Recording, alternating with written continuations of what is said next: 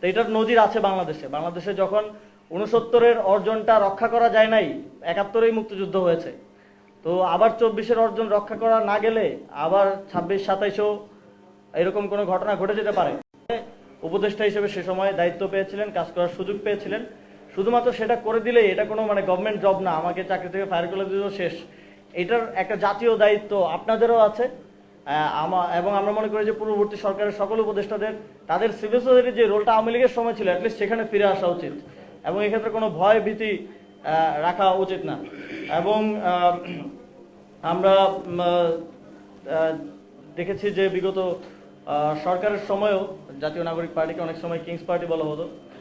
আমরা দেখেছি যে এবং আমরা দেখছি যে বর্তমান সময়ে আবার সরকার যে প্রক্রিয়াগুলো অবলম্বন করছে, আমরা ইতিহাসে বিভিন্ন সময় কিংস পার্টি যেভাবে গঠিত হয়েছিল, জাতীয় পার্টি হয়েছিল, বিএনপিও হয়েছিল, যেই প্রক্রিয়ার মধ্য দিয়ে হয়েছিল সেই প্রক্রিয়াগুলোই আবার অনুসরণ করা হচ্ছে। এই যে প্রশাসক বসানো থেকে শুরু করে এগুলো খুবই পরিচিত প্রক্রিয়া, এর মধ্য দিয়েই একটা স্বৈরাচারের জন্ম হয়।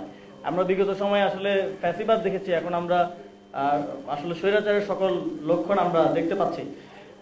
আমরা এই গণভোটের যেই বিষয়টা, এটাকে অনেকে বিভিন্ন আলোচনায় আমি দেখছি যে জিয়াউর রহমানের সময় যে গণভোট করা হয়েছিল সেই গণভোটের সাথে তুলনা করা হয়। এটার একটা সুস্পষ্ট পার্থক্য আছে। জিয়াউর রহমানের সময় এই গণভোটের মাধ্যমে লেজিটিমেসি নিয়ে কার্যক্রমের প্রতি এবং এই যে বিভিন্ন প্রসেসের মধ্য দিয়ে তখন এবং এজেন্সিকে ব্যবহার করে একটা কিংস পার্টি তৈরি করার জন্যই মূলত এই পুরো প্রক্রিয়াটা করা হয়েছিল। কিন্তু এবারের গণভোটটা হয়েছে বাংলাদেশের এই রাষ্ট্রের কাঠামোগত সংস্কারের লক্ষ্যে, এবং এইবারের গণভোটে জনগণ এই কাঠামোগত সংস্কারের পক্ষে হ্যাঁ ভোট দিয়েছে এবং এটাকে বিজয়ী করেছে।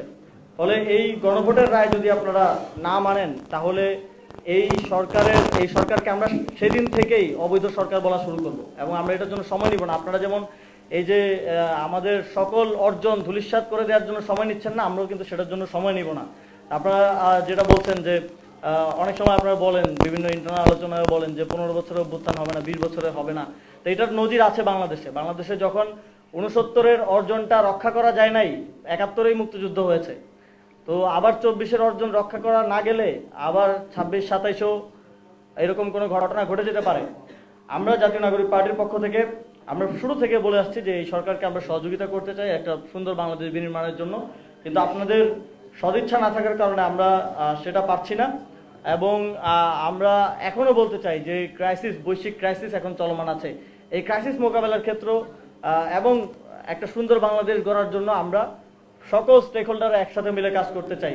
বিরোধী দলের বা বিরোধী জোটের কোনো চিন্তাই ছিল না এত দ্রুত সময়ের মধ্যে রাজপথে নামার। আমরা চিন্তা করছিলাম আবার সাংগঠনিক রাজনীতি গুছিয়ে এবং স্থানীয় সরকার নির্বাচনের দিকে ফোকাস করে সবাই কাজ করব। কিন্তু আমরা যেই পরিস্থিতিতে আপনারা আমাদেরকে ফেলে দিয়েছেন, আমাদের সাংসদরা কথা বলতে পারছেন না, ইভেন গণভোট নিয়ে কথা বলার জন্য একটা দীর্ঘ নাটকীয়তার মধ্য দিয়ে কথা বলার সুযোগ পাচ্ছেন এবং সেটাকে কোনো ধরনের তোয়াক্কাই করা হচ্ছে না। এই পরিস্থিতিতে আমাদের আসলে রাজপথে নামা ছাড়া কোনো উপায় ছিল না এবং সামনের দিনে হয়তো আমাদের এই আন্দোলন আরও বড় পরিসরে আমাদেরকে ভাবতে হতে পারে এবং সেক্ষেত্রে এটা কারোর জন্যই ভালো হবে, সেজন্য আমরা আপনাদেরকে আহ্বান জানাতে চাই, এখন আপনারা হুঁশে ফিরে আসুন এবং আপনারা মনে করুন যে আপনাদের সাথে বিগত সময়ে কি হয়েছিল এবং সেই জায়গা থেকে সদিচ্ছা দেখান এবং একসাথে আমরা একটা সুন্দর বাংলাদেশ গড়ি। অন্যথায় আমাদের জনগণের কাছে ফিরে যাওয়া ছাড়া এবং জনগণকে আমাদের সাথে নিয়ে আসা ছাড়া আর কোনো উপায় থাকবে না। এই সংবাদ সম্মেলনের অন্যতম দাবি হচ্ছে এই অধ্যাদেশ অবশ্যই আইনে পরিণত করতে হবে এবং যেই অধ্যাদেশগুলো স্থানীয় সরকার অধ্যাদেশ সহ যেগুলো সেই সময়ের প্রয়োজনে বিশেষ পরিস্থিতিতে করা হয়েছে সেগুলোকে বাতিল করার মাধ্যমে আপনাদের সদিচ্ছা এবং কমিটমেন্টটা বাস্তবায়ন